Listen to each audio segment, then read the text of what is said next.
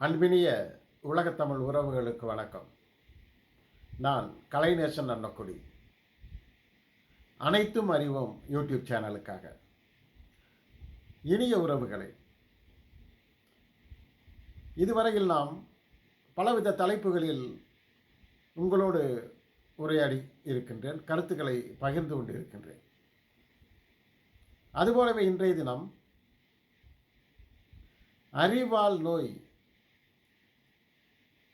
ஆங்கிலத்தில் சிக்கிள் cell anaemia என்று அழைக்கக்கூடிய ஒரு சோகை நோய், இரத்த சோகை வகையை சார்ந்த ஒரு நோய் குறித்து உங்களோடு நான் கருத்துக்களை பகிர்ந்து கொள்ள இருக்கின்றேன். அத்துடன் என்னுடைய இரண்டாவது வேண்டுகோளாக தமிழக முதல்வர் மு.க. ஸ்டாலின் அவர்களுக்கு என்னுடைய வேண்டுகோளாக, இந்த நோயினை நீக்குவதற்கு ஒரு மருத்துவ குழுவினை அமைத்து தமிழகத்தில் நீலகிரி மாவட்டத்தில் இருக்கக்கூடிய ஆதிவாசிகள் மற்றும் ஆதிவாசி அல்லாத சில மலைவாழ் மக்களிடம் இந்த நோய் பரவி இருக்கின்றது. இதனை பரிசோதனை செய்து அதை கட்டுப்படுத்தவும் தடுக்கவும் முயற்சி மேற்கொள்ள வேண்டும் என்று, இதன் மூலமாக அந்த மக்கள் சார்பாக, அந்த மக்களோடு நான் ஏறக்குறைய 20 வருடங்களுக்கு மேலாக பணியாற்றி இருக்கின்றேன், பலவித தொண்டு நிறுவனங்களில். எனவே அந்த மக்களுக்கு மருத்துவ வசதிகளையும் ஆலோசனைகளையும் வழங்குவதற்கு ஆவண செய்ய வேண்டும் என்று தமிழக முதல்வர் மு.க. ஸ்டாலின் அவர்களை இந்த காணொளியின் வாயிலாக நான் கேட்டுக்கொள்கிறேன். இனிய உறவுகளை, உங்களுக்கெல்லாம் தெரியும், நம் இரத்தமானது 2 அணுக்களை கொண்டிருக்கிறது.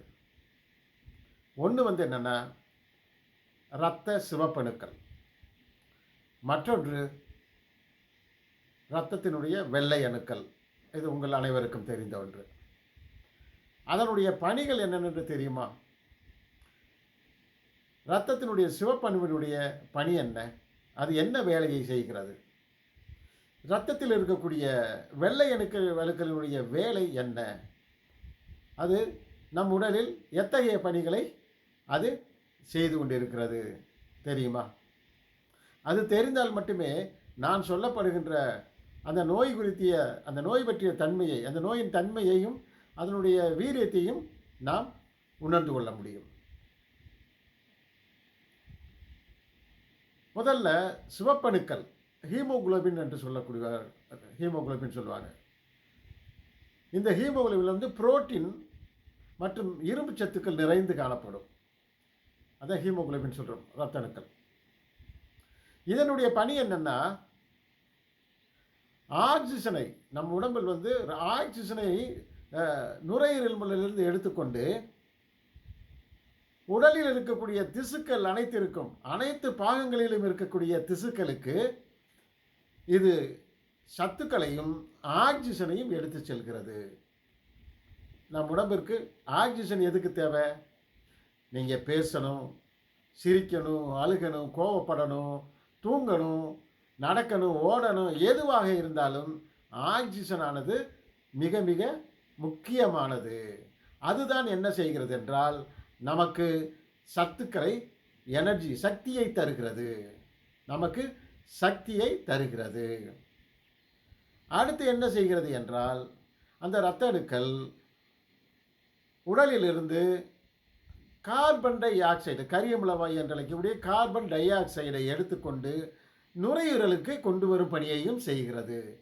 ஒன்று, இங்கிருந்து நுரையீரலில் இருந்து அது ஆக்சிஜனை நம் உடலெங்கும் இருக்கக்கூடிய பல உறுப்புகளுக்கும் இது எடுத்து செல்கிறது. ஆக்சிஜனை எடுத்து செல்கிறது. பிராணவாயு, பிராணன்னா உயிர், உயிர் வாயுவை எடுத்து செல்லுகிறது.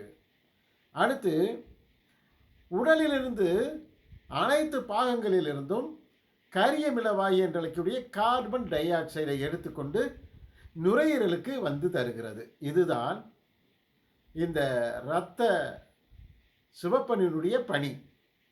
சரி, அடுத்து இரத்தத்தில் இருக்கக்கூடிய வெள்ளை அணுக்களின் பணி என்ன? வெள்ளை அணுக்கள் நம் உடலில் நோய் தாக்காமல் தடுக்கக்கூடிய ஒரு கேடயமாக செயல்படுகிறது. நம் உடலுக்குள் வேறு வெளியிலிருந்து நோய் தரக்கூடிய, நோயை ஏற்படுத்தக்கூடிய, நோய் தொற்றை கொண்டு வரக்கூடிய ஏதேனும் வேறு உயிரிகள் உள்நுழைகின்ற போது அதனை தடுத்து போர் செய்து அழிக்கின்ற பணியை இந்த வெள்ளை அணுக்கள் செய்கின்றன. இது வந்து ஒரு இம்யூன் சிஸ்டம் இருக்கு இல்லையா, நோய் எதிர்ப்பு தன்மையை தரக்கூடிய அந்த இம்யூன் சிஸ்டம் எதனால் காப்பாற்றப்படுகிறது என்றால் இந்த வெள்ளை அணுக்களால் காப்பாற்றப்படுகிறது. அந்த பணியை செய்யக்கூடியது எதுனா இந்த ஒயிட் பிளட் செல்ஸ், டபிள்யூபிசி அப்படின்வாங்க. டெஸ்ட்டுக்கெல்லாம் பண்ண என்ன சொல்கிறேன், டபிள்யூபிசின்னு வேற ஒன்றும் இல்லை, ஆர்பிசி அப்படின்னா ரெட் பிளட் செல்ஸ், அது ஆர்பிசி. அதே டபிள்யூபிசினா வேற ஒன்றும் இல்லை, ஒயிட் பிளட் செல்ஸ். இவைதான் வந்து இந்த பணிகளை செய்கின்றன. சரி, ஏன்னா இது தெரிந்தால் மட்டும்தான். இன்னொன்று என்னென்னா, ஆரோக்கியமான உடலில், ஒருவருக்கு ஆரோக்கியமான உடலில் இரத்த சிவப்பணுக்கள் இறந்து பிறப்பதற்கு 120 நாட்கள் ஆகும். புதிதாக உருவாகி அது அழிவதற்கு நல்ல ஆரோக்கியமான உடலில் இருக்கின்றவர்களுக்கு எவ்வளோ நாள் ஆகுமா? 120 நாட்கள் ஆகும். ஆனால் இரத்த சோகையினால் பாதிக்கப்பட்ட அல்லது இந்த சிக்கிள் செல் அனிமியாவால் பாதிக்கப்பட்ட நோயாளிகளுக்கு இந்த செல் 10 முதல் 20 நாட்களுக்குள் என்ன ஆகும்னா இறந்துவிடும், உற்பத்தியாகி அது இறந்துவிடும். இந்த சிக்கிள் செல் அனிமியா எப்படி வருகிறது? இது ஜீனில் ஏற்படக்கூடிய, ஜீன்கள் மரபணு இருக்கு இல்லையா, அந்த மரபணுவில் ஏற்படக்கூடிய திடீர் மியூட்டேஷன் சொல்லக்கூடிய திடீர் மாற்றம். இந்த திடீர் மாற்றம் பல ஆண்டுகளாக, பல நூற்றாண்டுகளுக்கு கூட முன்னாடி கூட நடந்திருக்கலாம். அவ்வாறு நடக்கின்ற போது என்ன ஆகுதுன்னா, நமது இரத்தத்தில் இருக்கக்கூடிய சிவப்பணுக்கள் என்னவாகிறது என்றால் அதனுடைய வட்ட வடிவ, தட்டு வடிவத்தில் இருக்கும். பொதுவாக இரத்த சிவப்பணுக்கள் வளவளப்பாக, பளபளப்பாக, வெறும் ஃப்ளெக்சிபிளாக, நீங்கள் ஆட்டு ரத்தத்தில் தொட்டு பார்த்துருந்தீங்கன்னா தெரியும். அது போன்ற தன்மையுடையதாக இந்த இரத்தத்தினுடைய சிவப்பணுக்கள் இருக்கும். ஆனால் இந்த மரபணுவில் ஏற்படுகின்ற கோளாறின் காரணமாக, திடீர் மாற்றத்தின் காரணமாக அது என்ன ஆகுதுன்னா அந்த வளவளப்பான தன்மையும் மறைந்து விடுகிறது. அது தன்னுடைய தட்டு வடிவ, வட்ட வடிவ அந்த அமைப்பை, அதனுடைய வட்ட வடிவ வடிவத்தை இழந்து விடுகிறது. இந்த வட்ட வடிவ வடிவத்தை இழந்து சிக்கிள்டா பன்னருவான்னு சொல்கிறோம் தமிழில் வந்து அரிவாள். அரிவாள் எப்படி இருக்கும்? இது மாதிரி இருக்கும். இப்படி தானே இருக்குது. இல்லாட்டி கிரசன்ட் ஷேப், 3ஆம் பிறை, பிறை அது இருக்குல்ல, பிறை நிலா. இந்த பிறை நிலா வடிவத்தில் வந்து அந்த இரத்த சிவப்பணுக்கள் மாறிவிடுகின்றது. சரி, இதனால் என்ன பிரச்சனை? என்னென்ன பிரச்சனைகள் வரலாம்? முதல் பிரச்சனை, ஒரு குடம் இருக்குன்னு வச்சுங்க. குடம் வந்து புதுசாக இருந்துச்சுன்னா அதில் நிறைய தண்ணி கொண்டு போகலாம், தண்ணி எடுத்துக்கொண்டு போக முடியும். அதவே வந்து அடிபட்டு முதிப்பட்டு பல இடங்களில் வந்து இப்படி இருக்கிற குடம் இப்படி சுருங்கி போச்சுன்னா என்ன ஆகும்? அதில் வந்து நம்ம நீரை நிறைய கொண்டு செல்ல முடியாது. அதில் வந்து நம்ம நிறைய நீரை வந்து ஃபெச் பண்ண முடியாது, கொண்டு போக முடியாது. அதுபோலத்தான் வட்ட வடிவில் இருக்கக்கூடிய அந்த சிவப்பணுக்கள் உடலில் இருக்கும்போது என்னன்னா அதிக அளவு ஆக்சிஜனை நம் உடலில் இருக்கக்கூடிய உறுப்புகளுக்கு சுமந்து கொண்டு செல்ல முடியும். அது வந்து அதிக அளவு ஆக்சிஜனை கொண்டு செல்ல முடியும். ஆனால் அது அறிவால் வடிவத்தில், அதாவது பிறைநிலா வடிவத்தில் மாறிவிடுகின்ற போது என்னவாகின்றது என்றால், அதனால் அதிக அளவு இரத்தத்தை நம் உடல் பகுதிகளுக்கு, இந்த நோயினால் பாதிக்கப்பட்ட நோயாளிகளினுடைய உடல் பகுதிகளுக்கு கொண்டு செல்ல முடியாமல் போய்விடுகின்றது.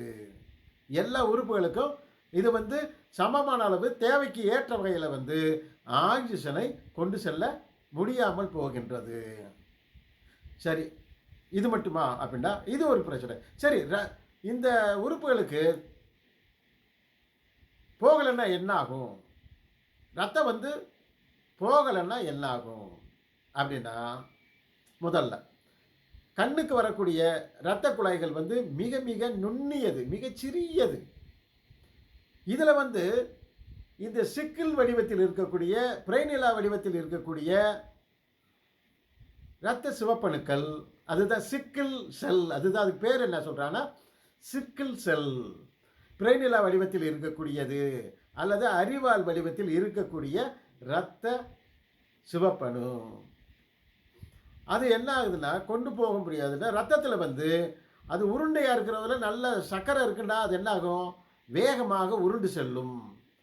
அதுபோலத்தான் நல்ல வடிவத்தில் இரத்த அணுக்கள், சிவப்பணுக்கள் இருக்கின்ற போது இரத்த ஓட்டத்தில் மிக அழகாக கலந்து எல்லா இடங்களுக்கும் அதனால் பயணிக்க முடியும், எளிதில் செல்ல முடியும். ஆனால்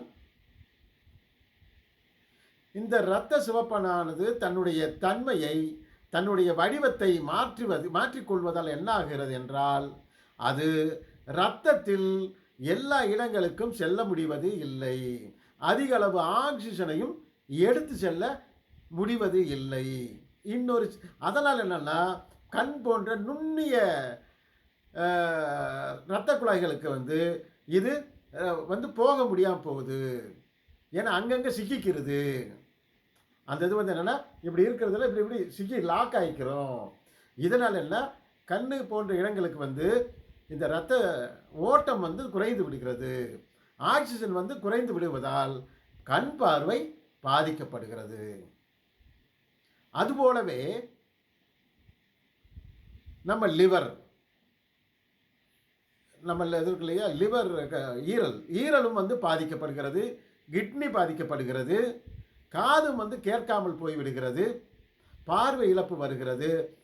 இது போன்ற இந்த நோய்க்கு வந்து மிக, அது மட்டும் இல்லாமல் என்ன செய்கிறதுனா, இது இரத்த சிவப்பணுக்கள் உடனடியாக உற்பத்தியாகி 20 நாட்களுக்குள் இறந்து விடுவதால் இந்த நோயினால் பாதிக்கப்பட்டவர்கள் இரத்த சோகை நோயினால் பாதிக்கப்படுகின்றனர். அவங்களுக்கு வந்து இரத்த சோகை நோய் வந்து விடுகிறது. அதனுடைய அறிகுறிகள் வந்து என்னென்னா, இந்த நோய் வந்தால் எவ்வாறு தெரிந்து அறிந்து கொள்வது எப்படி? இந்த நோயினால், இந்த நோய் வந்து தொற்று நோய் கிடையாது. இந்த நோய் வந்து தொற்று நோய் கிடையாது. இந்த நோயில் வந்து என்னென்னா, நம்ம என்ன சொல்லுவோம் அப்படின்னா, எளிதில் புரிவதற்காக வந்து நார்மல், அதாவது மிக சாதாரண நல்ல நிலையில் இருக்கக்கூடிய இரத்த சிவப்பணு, அது நார்மல் நம்ம சொல்லலாம். இன்னொன்று என்னென்னா, இந்த நோயை கடத்தக்கூடிய சந்ததிகளுக்கு கடத்தக்கூடிய செல்கள், அது சிக்கிள் செல் ட்ரெய்ட் அப்படின்னு சொல்லுவாங்க. சிக்கிள் செல் ட்ரெய்ட் அப்படின்று கூறுவார்கள். அடுத்து என்னென்னா, இன்னொன்று வந்து இதை வந்து நாங்கள் சிக்கிள் செல் ட்ரெய்ட்டை வந்து ஏஎஸ் அப்படின்னு சொல்லுவாங்க. ஏஎஸ் என்றால் தெரியும். எஸ்சிஏ அப்படின்னா சிக்கிள் செல் அனீமியா, அதனுடைய ஷார்ட் ஃபார்ம் என்னென்னா எஸ்சிஏ அப்படின்னு சொல்லி சொல்லுவாங்க. அடுத்து என்னென்னா,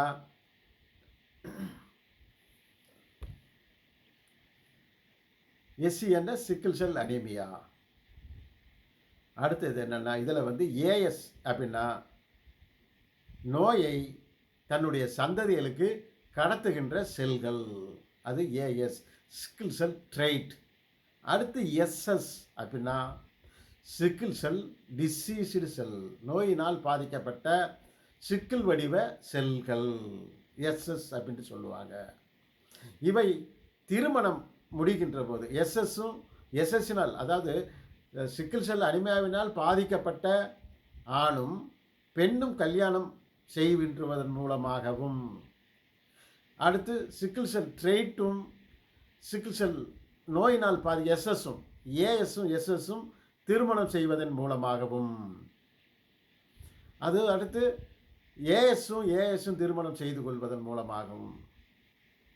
இது ரொம்ப டீட்டெயிலாக தேவையில்லை. இந்த நோய் தொற்று நோய் இல்லைன்றதுக்காக சொல்கிறேன். திருமணம் செய்வது கொள்வதன் மூலமாக இந்த நோயினால் பாதிக்கப்பட்ட நபர்கள் திருமணம் செய்து கொள்வதன் மூலமாக இந்த நோய் அவர்களுக்கு பிறக்கின்ற குழந்தைகளுக்கு பரவுகின்றது. அதனால் இது தொடுவதால் வருவதில்லை. இதன் நோயினுடைய அறிகுறிகள் ஒன்று அனிமியா, அவர்களுக்கு இரத்த சோகையினால் பாதிக்கப்படுகின்றனர். இந்த நோயினால் பாதிக்கப்பட்டவங்க என்ன செய்யறனர், இரத்த சோகை நோயினால் பாதிக்கப்படுகின்றனர். அடுத்து என்னன்னா பெயின் கிரைசிஸ் என்று சொல்லக்கூடியது, உடல் முழுவதுமே பயங்கரமான வலி ஏற்படும்.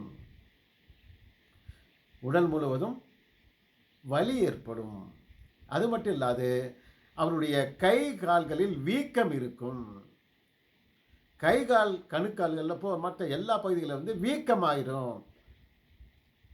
அடுத்தது என்னன்னா இவர்களுடைய எலும்பெல்லாம் வலிக்கும், எலும்புகள் வலிக்கும்.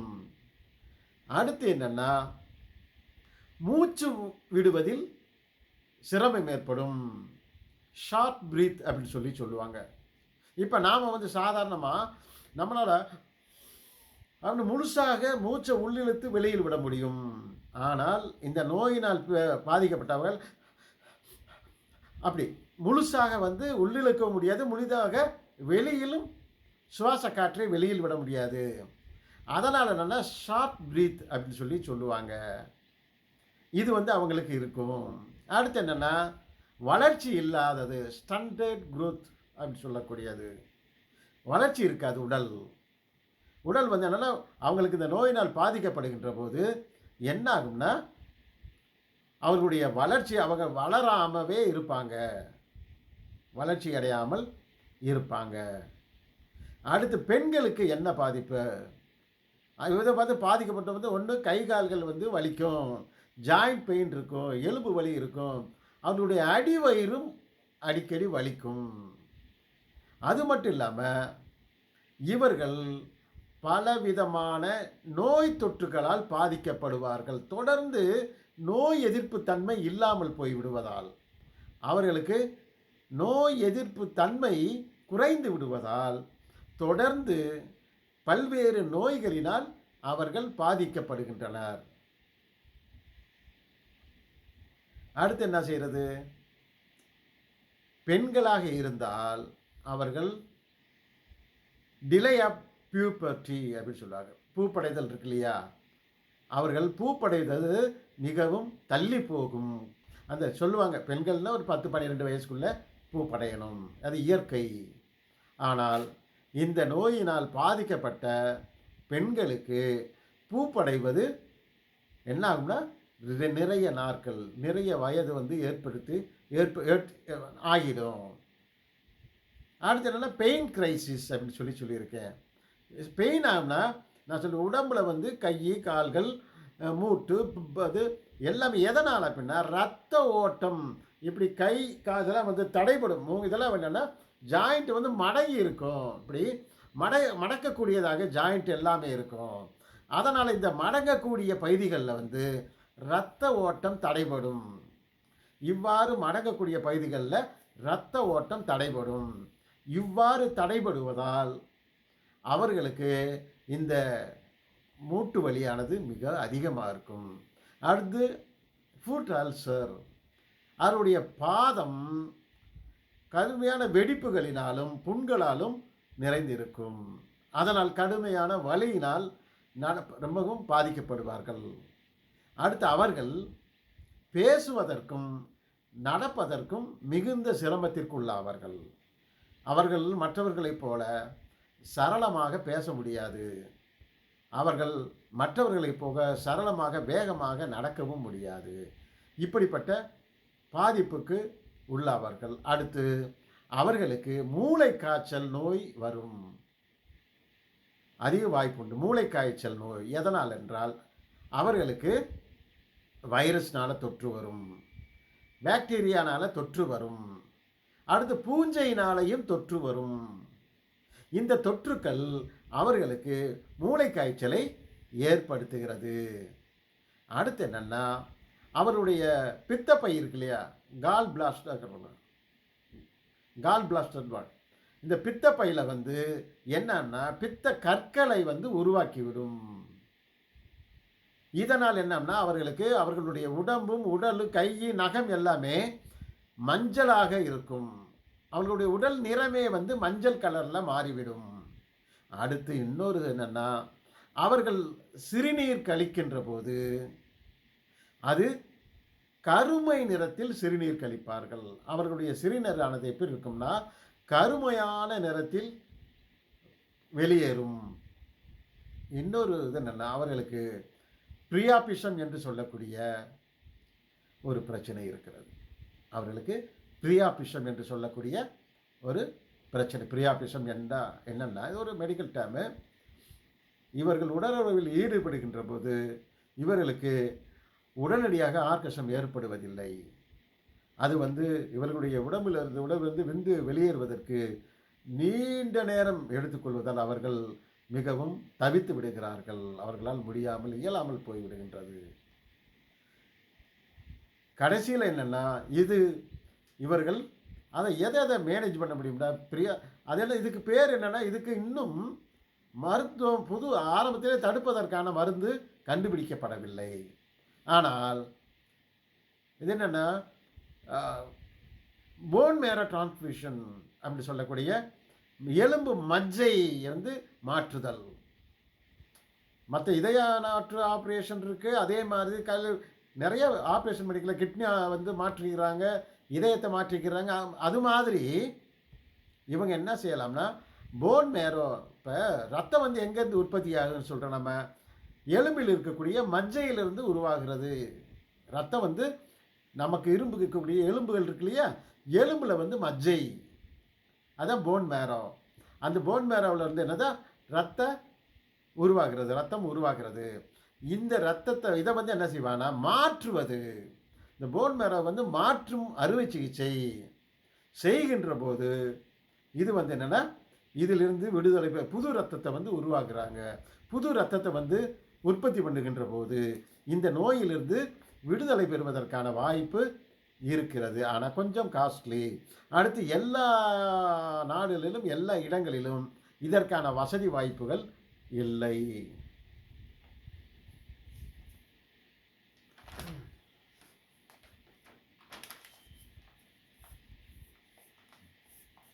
இதுதான் வந்து என்னன்னா சிக்கிள் செல் அனீமியா என்பதனுடைய விளக்கம். சரி, நான் இது இதன் மூலமாக நான் தமிழக அரசுக்கு வேண்டுவது என்ன? என்னுடைய முதல் வேண்டுகோள் கடந்த 2 தினங்களுக்கு முன்பாக சொல்லியிருந்தேன். அது நடக்குதோ இல்லை அதை பற்றி எனக்கு கவலை இல்லை.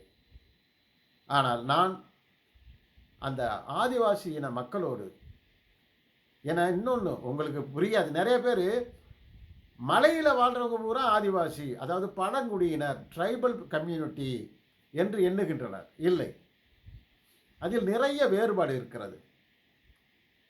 அதாவது மலைப்பகுதியில் இருக்கிறவங்க வந்து வேற, அது மலைவாசிகள் சொல்லலாம். அல்லது மலைப்பகுதியில் வந்து இருக்கிறவங்க என்ன செய்யறோம்னா அவங்க வந்து மலைப்பகுதியில் வாழக்கூடிய அனைவருமே ஆதிவாசிகள் கிடையாது. இப்போ மலைப்பகுதிகளில் ஆதிவாசி குழுக்கள் மட்டும் இல்லை, படுகாஸ் அவங்க மலைப்பகுதிகளிலே இருக்காங்க. அடுத்து அந்த பக்கம் என்னென்னா இதே மாதிரி நம்ம ஈழத்தமிழர்கள் வந்து இருக்காங்க. அங்கேருந்து வந்த ஈழத்திலேருந்து வந்தவங்களுக்கு தான் இந்த டீ போர்டெல்லாம் உருவாக்கி அங்கே குடியமர்த்தியிருக்காங்க. அவங்க இருக்காங்க. அடுத்து வயநாடன் செட்டி என்ற கூடிய ஒரு இனமும் அங்கே இருக்கிறது. அவர்களும் இந்த மலைப்பகுதியில் ஆதிவாசி இனம் அல்ல. அவர்கள் மலையில் வாழக்கூடிய மக்கள், மலைப்பகுதியில் வாழுகின்ற மக்கள். அதனால் அதற்கும் ஆதிவாசி இனக்குழுக்களுக்கும் நிறைய வேறுபாடு இருக்கிறது. அதை பற்றி நாம் நாளை தினம் நான் விளக்கமாக நம் தமிழகத்தில் இருக்கக்கூடிய ஆதிவாசி இனங்கள் எத்தனை, தமிழகத்தில் குறிப்பாக நீலகிரி மாவட்டத்தில் என்னென்ன இனக்குழுக்கள் இருக்கிறது என்று பார்க்கலாம். இந்த நோயை தீர்ப்பதற்காக மத்திய அரசு Indian Council of Medical Research, short என்ன சொன்னால் ICMR என்று சொல்லுவார்கள், இந்திய மருத்துவ ஆராய்ச்சி கழகம். இதன் மூலமாக 1999 சிக்கிள் செல் அனீமியா ரிசர்ச் ப்ராஜெக்ட் என்ற பெயரில் இங்கே என்ன செஞ்சோம்னா, நான் அதில் மெடிக்கல் சோசியல் ஒர்க்கராக பணியாற்றினேன். இதனை எடுத்து நடத்திய நிறுவனம் நீலகிரி ஆதிவாசிகள் நலச்சங்கம். அப்போ தமிழ்நாட்டில் இந்த சிக்கிள் செல் அனிமியாவை கொண்டு வந்தவர் நீலகிரி ஆதிவாசிகள் நலச்சங்கத்தை ஏற்படுத்திய திரு டாக்டர் நரசிம்மன் அவர்கள். இவர் படுகா இனத்தை சார்ந்தவர். இவர் ஆர்மியில் டாக்டராக இருந்தவர், மருத்துவராக இருந்துவிட்டு இங்கு இவர் அதனுடைய அறிகுறிகளை வைத்து இவர்கள் இங்கே இந்த நோய் சிக்கிள் செல் அனிமியா இருக்கிறது என்பதை கண்டறிந்து அந்த மக்களுக்காக பாடுபட்டு மறைந்தவர். இவர் ஒரு பத்மஸ்ரீ அவார்டி. இவர் நேருவே நேரடியாக அழைத்து பாராட்டப்பட்டவர், தியாகி. அவர் படுகர் இனத்தில் பிறந்திருந்தாலும் அவர் ஆதிவாசி மக்களுக்காக வாழ்நாள் முழுவதையும் அர்ப்பணித்தவர். அந்த நிறுவனத்தின் சார்பில் தான் நான் அங்கு பணியாற்றும் வாய்ப்பு எனக்கு கிடைத்தது. இவ்வாறு 1999 ICMR மூலமாக இந்த ஆராய்ச்சி மேற்கொள்ளப்பட்டது. அப்பொழுது பல ஆதிவாசி இனக்குழுக்களிலிருந்து சுமார் 6000 இரத்த மாதிரிகள், பிளட் சாம்பிள்ஸ் எடுத்தோம். அதில் எத்தனை பேருக்கு என்னன்றலாம் வேண்டாம், தேவையில்லாதது. 6000 பிளட் சாம்பிள்ஸ் எடுத்து பரிசோதனை செய்ததில் இந்த நோயானது ஆதிவாசி இனங்களில் பனியர், இருளர், குறும்பர், காட்டுநாயக்கர், குறும்பரில் ஜேன் குறும்பர், ரால் குறும்பர், பெட்ட குறும்பர், முள்ளு குறும்பர், இந்த குழுக்கு இவர்கள் அனைவருமே இந்த நோய் இருக்கிறது. இவர்கள் மத்தியில் இந்த நோயானது பரவி இருக்கிறது. இந்த ஆதிவாசி குழுக்கள் இல்லாத மலைப்பகுதியில் வாழக்கூடிய மக்கள், மலைவாசிகள் யார் இவர்கள் என்னன்னா, படுகர் இன மக்களிடத்திலும் இந்த நோய் பரவி கொண்டு வருகிறது. அது மட்டும் இல்லாமல்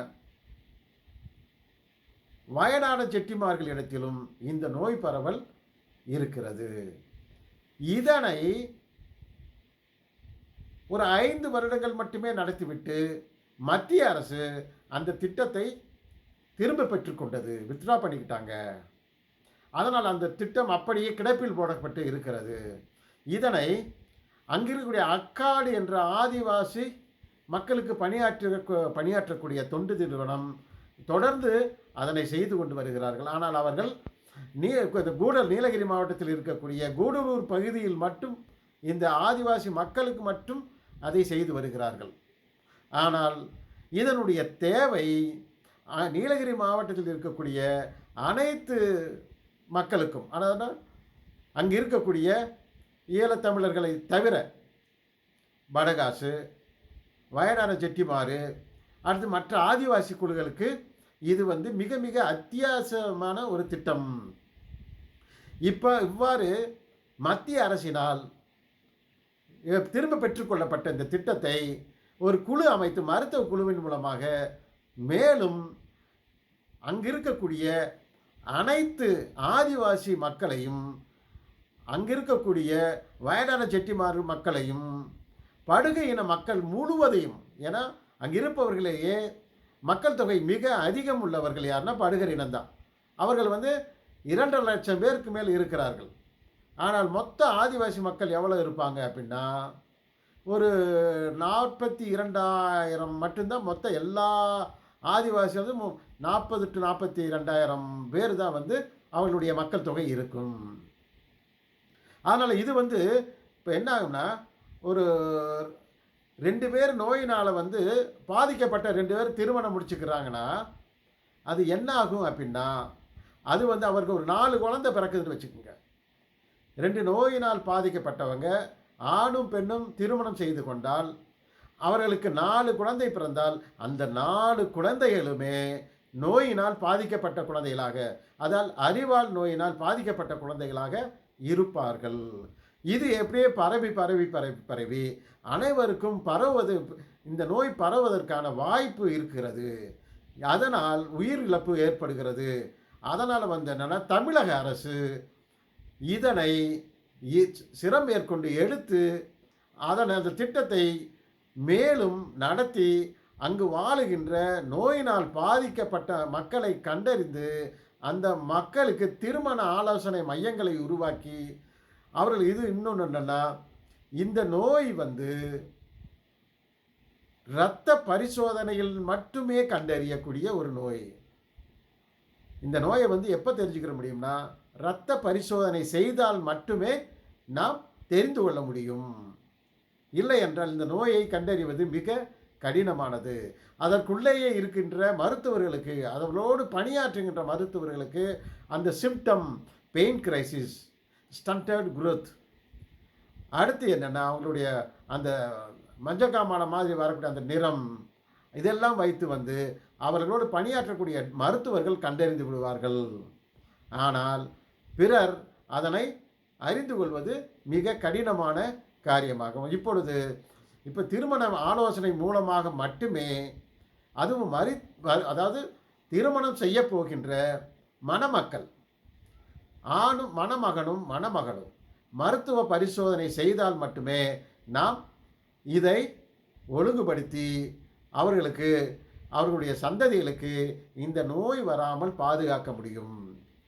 எனவே தமிழக முதல்வர் மு.க. ஸ்டாலின் அவர்கள், உங்களுக்கு எட்டுமோ இல்லையோ எனக்கு தெரியாது, ஆனால் எட்டினால் உங்களுடைய காதுக்கு இது செவிகளுக்கு வருகின்ற போது இதற்கு நீங்கள் ஒரு திட்டம் மூலமாக இதனை செயல்படுத்தி பல நூற்றுக்கணக்கான உயிர்களை நீங்கள் காக்க வேண்டும் என்று என்னுடைய 2வது வேண்டுகோளை தமிழக முதல்வருக்கு நான் சமர்ப்பிக்கின்றேன்.